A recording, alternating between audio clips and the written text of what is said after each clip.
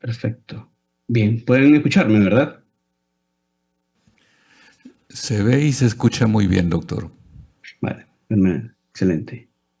Bien, aquí estoy con ustedes. Muy buenos días nuevamente. Gracias por la invitación. Estuve escuchando las charlas anteriores súper productivas, muy interesantes, así que espero que les haya sido de mucho provecho. En los siguientes minutos quiero conversar sobre, para cerrar el ciclo, ayer, como usted había dicho, estábamos conversando sobre la anatomía de las aurículas y la utilidad del eco intracardíaco y hoy, bueno, vamos a hablar sobre la utilidad de la ecografía intracardíaca en relación con la anatomía de los ventrículos. Como línea general, esto es una visión global de los ventrículos. Fíjense que desde el punto de vista externo son bastante simples, no tienen mayor depresiones ni surcos. Y el ventrículo derecho es importante decir que es bastante anterior, el ventrículo izquierdo es ligeramente inferior y va hacia la izquierda, claramente que esta región anterior y superior del ventrículo derecho es la parte más alta, que es el que le llamamos summit, summit del latín cielo, por eso lo llamamos así, porque es la parte más alta del ventrículo, si usted lo mira en posición anatómica, en esta posición, y que internamente el ventrículo derecho es ligeramente más complejo que el ventrículo izquierdo. Si vemos el ventrículo derecho internamente, vemos que tiene gran cantidad de trabeculaciones, tiene el orificio de entrada, la válvula tricúspide, el tracto de salida del ventrículo derecho, pero particularmente, y quiero hacer énfasis en lo grueso, en el grosor de las paredes del ventrículo derecho. Y de allí el primer punto, la importancia que tiene entender esto para saber que podemos tener complicaciones al momento de colocar un marcapaso, podemos tener complicaciones al momento de colocar un marcapaso sin cables, podemos tener complicaciones al querer realizar ablaciones en la pared libre del ventrículo derecho, principalmente por su grosor. Bien, el tracto de entrada del ventrículo derecho lo constituye el orificio de entrada del anillo tricuspidio con la valva septal, la valva anterior y la valva posterior del anillo tricuspidio, y esto está en estrecha relación al sistema de conducción eléctrico del corazón. En la parte más anterior y septal está el nodo auriculoventricular, y aquí a este nivel penetra el nodo B el HIT y se transforma en rama izquierda y yéndose hacia el lado izquierdo del corazón. En la parte más inferior de aquí está y discurre por el anillo auriculoventricular derecho, discurre la coronaria derecha. Y fíjense la relación que hay y la pequeña distancia que hay entre la parte más posterior, el sitio donde normalmente hacemos ablación del istmo tricuspidio, y la coronaria derecha. De ahí entender que puede haber lesiones, espasmos, sobre todo en niños que pueden haber espasmos al intentar lesionar estructuras desde esta zona y poder tener lesiones a distancia en la coronaria derecha.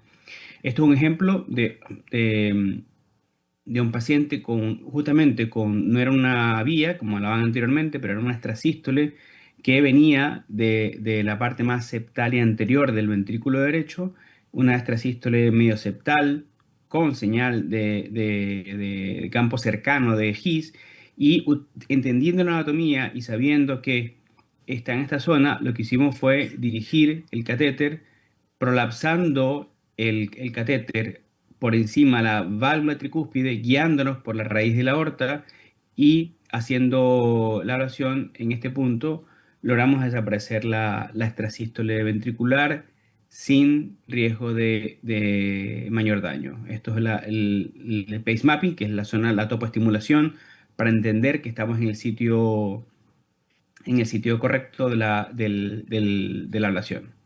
Y fíjense la utilidad, como yo puedo guiar la ablación entendiendo la anatomía y guiada por ecografía intracardíaca. Para entender la primera parte tenemos que entender lo que llamamos un view o la vista base, que consta de colocar el transductor en la aurícula derecha mirando hacia el ventrículo derecho y normalmente esto es lo que vemos. Vemos el ventrículo derecho con la válvula tricúspide, la raíz de la aorta y parte del tracto de salida del ventrículo derecho. Sin embargo, existen distintas variaciones anatómicas de este home view y que tenemos que entender que no son producto de una mala posición del transductor, sino de las variaciones anatómicas de cada paciente. En el ejemplo de la izquierda es la clásica normal en un paciente sin cardiopatía, donde se ve la aurícula derecha, el ventrículo derecho, el tracto de salida. Y en este ejemplo, un paciente que claramente tiene una dilatación gigante de la raíz de la aorta, que colapsa prácticamente la aurícula derecha. Y en este otro caso, un paciente con una cardiopatía dilatada, portador de desfibrilador. Aquí se puede ver el coil del desfibrilador y cómo la aurícula derecha está ampliamente aumentada de tamaño. Bien que para poder ver los ventrículos, la forma más sencilla es prolapsar el catéter como si fuésemos a colocar un marcapasos, un cuadripolar dentro del ventrículo derecho y allí, justamente allí, empezar a girar el catéter para tener las diferentes proyecciones. Podemos entender las primeras cosas que empezamos a ver cuando vemos el ventrículo derecho son las estructuras que están nadando en el aire, si me permiten la expresión, que están flotando dentro del ventrículo derecho, y esto es principalmente las trabéculas, la banda moderadora y vemos también el septo del ventrículo derecho. Podemos hacer reconstrucción tridimensional, es decir, transformar una imagen bidimensional del eco en una imagen tridimensional para poderla adaptar al sistema de cartografía. Entender también que en esta zona, esta estructura que vemos acá, que es la banda moderadora, que se inserta en el septo interventricular y va hasta la pared libre del ventrículo derecho, se puede ver perfectamente y la única forma de verla es a través de ecografía intracardíaca. Aquí vemos otro ejemplo de banda moderadora, cómo se ve que está inserta en la pared libre del ventrículo derecho, pasa por encima de los papilares y va hasta la pared libre del mismo ventrículo derecho. Esto es un ejemplo de una extrasístole ventricular de banda moderadora. Tiene estas características electrocardiográficas que no son objetivo de la charla, pero que tenía un comportamiento maligno, generaba fibrilación ventricular y fíjense cómo hay una relación estrecha entre la banda moderadora y la imagen de la ecografía intracardíaca. Este paciente se le intentó realizar inicialmente ablación con un sistema con catéter de alta densidad. No fue exitoso, principalmente porque tenía gran cantidad de extrasístoles producto de la morfología del catéter. Y decidimos cambiar de estrategia, con lo cual hicimos una ablación guiada con un catéter de crioablación focal. La característica que tiene es que al generar frío se congela y se adhiere a la banda moderadora. Fíjense cómo el catéter se mueve a la par de la banda moderadora y tiene una mayor estabilidad. Y con esto logramos desaparecer la extrasístole. Esto es otro ejemplo para entender del ventrículo derecho que la relación que hay entre esta enfermedad que inicialmente afecta el ventrículo derecho, pero sabemos que puede ser biventricular.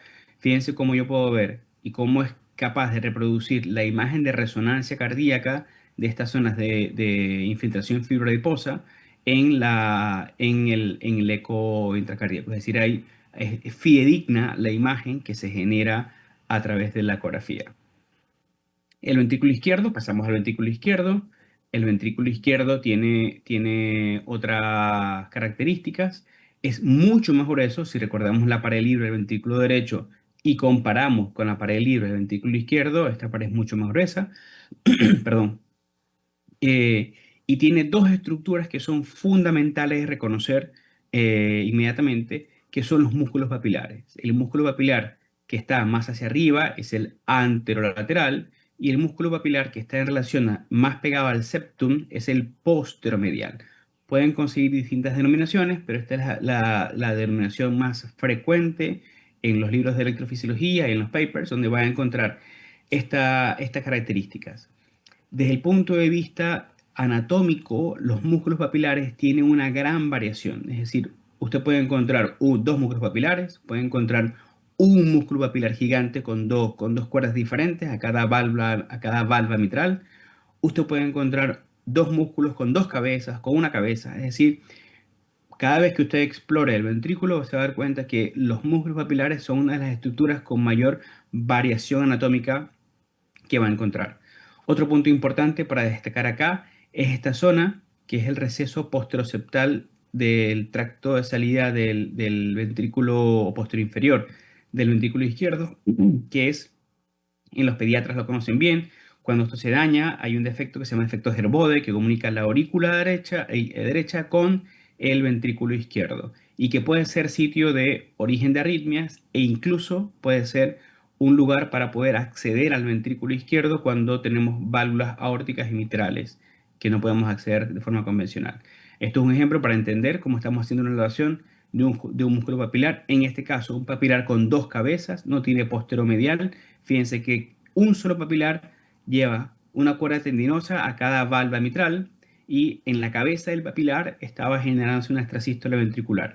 Y la única forma de verlo y poder generar lesiones es a través de ecografía intracardíaca. No hay el navegador no te da mayor información acá porque el navegador no ve estructuras que estén nadando en las cavidades. También entender que cuando yo tengo cardiopatía estructural en un paciente, en este caso con un infarto anterior, con una disquinesia y aquinesia, aneurisma apical, con derrame pericárdico basal, yo puedo descartar presencia de contraste espontáneo, trombos o alguna anomalía que me pueda predecir a mí complicaciones durante la ablación. Esto es un ejemplo para entender cómo yo, entendiendo la anatomía del ventrículo izquierdo, puedo guiar la ablación. Fíjense, esto es un paciente con una aquinesia inferior, un paciente con un infarto, y yo estoy haciendo lesiones y a medida que yo me estoy moviendo, fíjense que se está generando un halo blanco, esto es edema, producto de la ablación, y yo puedo literalmente hacer un seguimiento de la lesión a medida que yo voy avanzando. Fíjense, si yo comparo el 1 con el 4, fíjense cómo yo aquí tengo una amplia zona blanca que está en relación a una ablación y se puede ver incluso una transmuralidad de esta ablación. Como dije anteriormente, esto es una extrasístole que es bastante frecuente del receso posterior del tracto de salida del ventrículo izquierdo.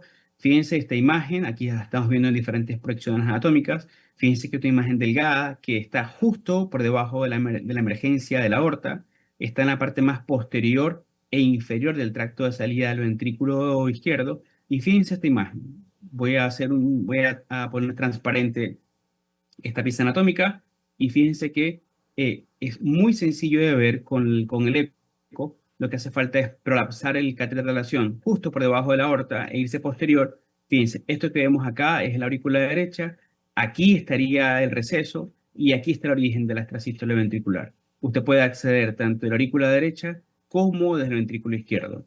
Accediendo a la aurícula derecha, obviamente tiene mayor riesgo de bloqueos y accediendo desde el ventrículo izquierdo tiene menor riesgo. En cuanto al tracto de salida, mucho se ha hablado, hay muchas charlas sobre extrasístoles de Summit y ahora está de moda entenderlo y hemos explorado en detalle esta zona, pero solo para entender que el tracto de salida derecho es anterior y el tracto de salida izquierdo es posterior. El tracto de salida derecho va hacia la izquierda y el tracto de salida izquierdo va hacia la derecha y que en algún punto se decusan y se tocan entre sí. De hecho, la unión de la cúspide coronariana izquierda y la cúspide coronariana derecha está en estrecha relación con la valva septal de la arteria pulmonar. Aquí se ve perfecto. Esto es el tracto de salida izquierdo. Esto que vemos aquí es la descendente anterior. Y fíjense cómo la arteria pulmonar literalmente está en estrecha relación con esta zona. De manera que usted puede tener extrasístoles de ambos lados, como lo vemos acá en este ejemplo, una extrasístole ventricular que venía de esta zona medial y se tuvo que acceder tanto del lado derecho como del lado izquierdo. Y esto usted nuevamente solo lo puede ver a través del eco intracardíaco. Esta cercanía, este detalle, este nivel de detalle para poder acceder a las acciones que se originen en este sitio. Esto es una acción del summit, de la parte más alta del ventrículo izquierdo. Hay diferentes formas de abordarlo. En este caso abordamos de forma retrógrada, prolapsando el catéter y yéndonos a la parte más alta del ventrículo izquierdo. Fíjense cómo yo puedo verlo a través del eco, guiar la ablación. Esto que ven aquí en blanco es edema también. Yo puedo acceder a través de la ablación. Y fíjense el detalle perfecto, cómo se puede ver, tal cual se ve en los dibujos, en los esquemas. Yo puedo verlo a través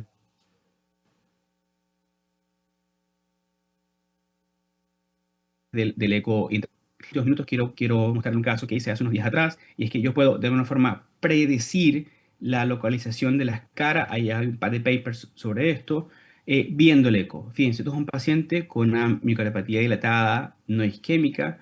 Fíjense cómo yo estoy viendo una zona blanca diferente antes de empezar radiofrecuencia, diferente al resto del ventrículo, y esto no es otra cosa que la cicatriz, una cicatriz intramural. Fíjense, no es epicárdica, no es endocárdica, es intramural. Y yo lo que hice fue, antes de empezar la ablación, delimité con el eco la zona, esta zona que llamé probable cicatriz intramural, la transformé en una imagen tridimensional y posteriormente la adapté a la ablación. Como yo estoy viendo ahora, esto marrón es la cicatriz, yo estoy haciendo ablaciones desde el endocardio para acceder a esta cicatriz intramural, y posteriormente tuvimos que acceder al EPI para hacer una especie de sándwich y generar lesiones de ambos lados, porque la cicatriz no podíamos acceder ni el endo ni el EPI, justamente porque era intramural. Y la forma de predecirlo fue a través de ecografía intracardíaca. Bien, y ya el último slide que quiero mostrarle es para prevenir complicaciones durante la evaluación de taquicardia ventricular. Esto es un ejemplo, no es un ser humano, es un cerdo. Hicimos un Animal Lab unos años atrás y hicimos adrede lo que se llama Steam Pop, que no es otra cosa que hierve el tejido por encima de 100 grados centígrados. Y fíjense cómo yo genero la lesión y va a haber unas burbujas, ¡pum!, explota. Y esto lo que estoy generando es una destrucción, una ebullición del tejido. Fíjense cómo queda un cráter bilateralmente.